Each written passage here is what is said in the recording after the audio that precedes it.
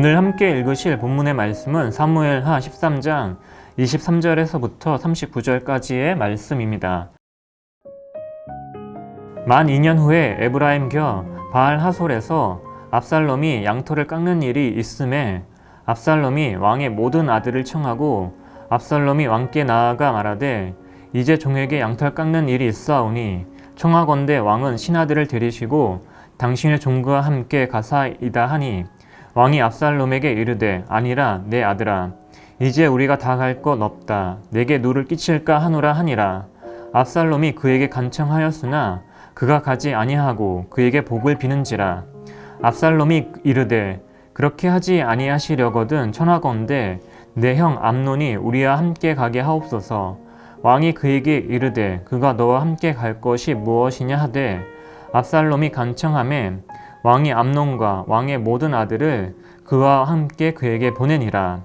압살롬이 이미 그의 종들에게 명령하여 이르기를 너희는 이제 암논의 마음이 술로 즐거워할 때를 자세히 보다가 내가 너희에게 암논을 치라 하거든 그를 죽이라. 두려워하지 말라. 내가 너희에게 명령한 것이 아니냐. 너희는 담대히 용기를 내라 한지라. 압살롬의 종들이 압살롬의 명령대로 암논에게 행하매 왕의 모든 아들들이 일어나 각기 노새를 타고 도망하니라. 그들이 길에 있을 때에 압살롬이 왕의 모든 아들들을 죽이고 하나도 남기지 아니하였다는 소문이 다윗에게 이르매 왕이 곧 일어나서 자기의 옷을 찢고 땅에 들어 눕고 그의 신하들도 다 옷을 찢고 모셔 선지라. 다윗의 형 시므의 아들 요나답이 아뢰어 이르되 내 주여 젊은 왕자들이 다 죽임을 당한 줄로 생각하지 마옵소서. 오직 암논만 죽었으리이다. 그가 압살롬의 누이 다말을 욕되게 한 날로부터 압살롬이 결심한 것이니이다. 그러하온즉 내 주 왕이여 왕자들이 다 죽은 줄로 생각하여 상심하지 마옵소서. 오직 암논만 죽었으리이다 하니라. 이에 압살롬은 도망하니라. 파수하는 청년이 눈을 들어 보니 보아라 뒷산 언덕길로 여러 사람이 오는도다. 요나답이 왕께 아뢰되 보소서 왕자들이 오나이다. 당신의 종이 말한 대로 되었나이다 하고 말을 마치자 왕자들이 이르러 소리를 높여 통곡하니 왕과 그의 모든 신하들도 심히 통곡하니라. 압살롬은 도망하여 구슬왕 암미훌의 아들 달마에게로 갔고 다윗은 날마다 그의 아들로 말미암아 슬퍼하니라. 압살롬이 도망하여 구슬로 가서 거기에 산지 3년이라. 다윗 왕의 마음이 압살롬을 향하여 간절하니 암논은 이미 죽었으므로 왕이 위로를 받았음이더라. 아멘. 할렐루야. 이 시간에는 복수의 칼날을 가시나요? 라는 제목을 가지고 말씀을 나누도록 하겠습니다. 압살롬은 암논에게 복수하기 위해 무려 2년을 기다렸습니다.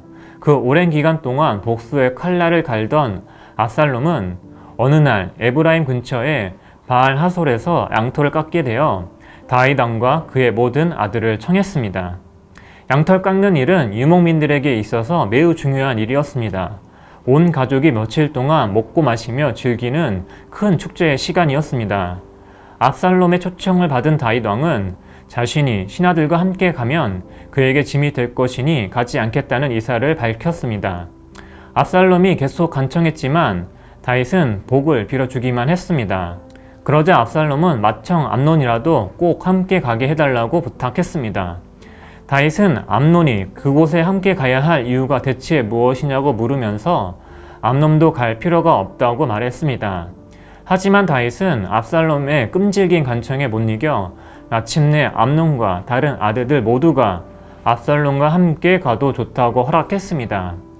양털 깎는 잔치자리에 암논을 초대하는 데 성공한 압살롬은 종들에게 암논이 술에 만취된 상태에서 기분이 좋아진 때를 지켜보다가 자신이 지시하면 그를 죽이라고 명했습니다. 그는 자신이 책임을 질 것이니 두려워하거나 걱정하지 말고 용기를 내어 암논을 죽이라고 주문했습니다. 마침내 압살롬의 종들은 그가 명한 대로 암논을 죽였습니다. 이렇게 복수에 성공한 압살롬은 아버지를 피해 구슬로 도망갔고 그곳에서 3년 동안 생활했습니다.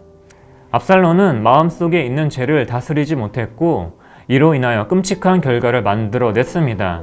압살롬은 암논을 용서하지 못했고 그를 미워하는 마음을 계속해서 품고 살아가다 결국 그를 죽이게 되었습니다. 마찬가지로 우리들도 마음속에 있는 죄를 다스리지 못하면 압살롬과 같이 끔찍한 죄를 지을 수 있습니다. 다른 사람을 원망하거나 미워하는 마음, 내가 처한 현실에 감사하지 못하고 불평하는 마음을 내려놓지 못하면 우리들도 압살롬과 같은 삶을 살 수 있습니다. 그러므로 우리도 우리 안에 있는 죄를 다스리기 위해 노력해야 합니다.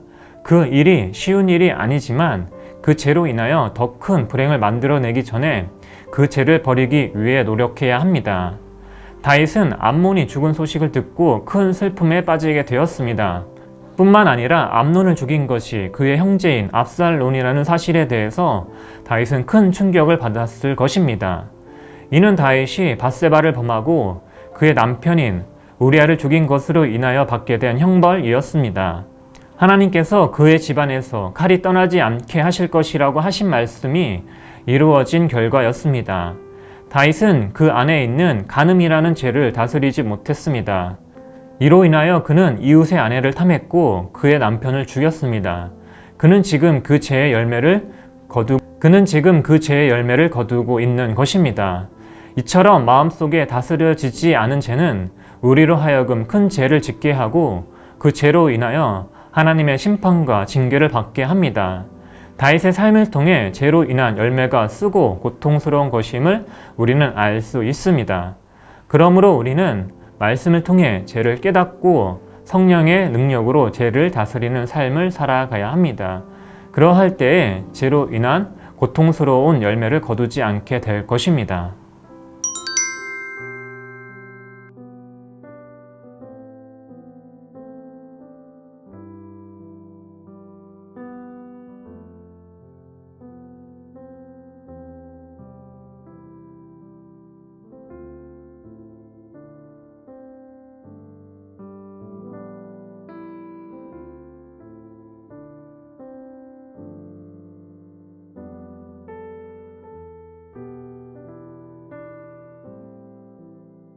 기도하시겠습니다. 우리 안에 다른 사람으로 인하여 상처와 아픔이 있다 할지라도 이를 다스리는 저희의 삶이 되게 하여 주시옵소서. 예수님의 사랑과 은혜 안에서 치유함을 받으며 믿음으로 하나님을 섬기는 우리의 삶이 되게 하여 주시옵소서. 죄로 인하여 하나님의 징계를 받지 않는 삶이 되게 하여 주시옵소서. 예수님의 이름으로 기도드렸습니다. 아멘.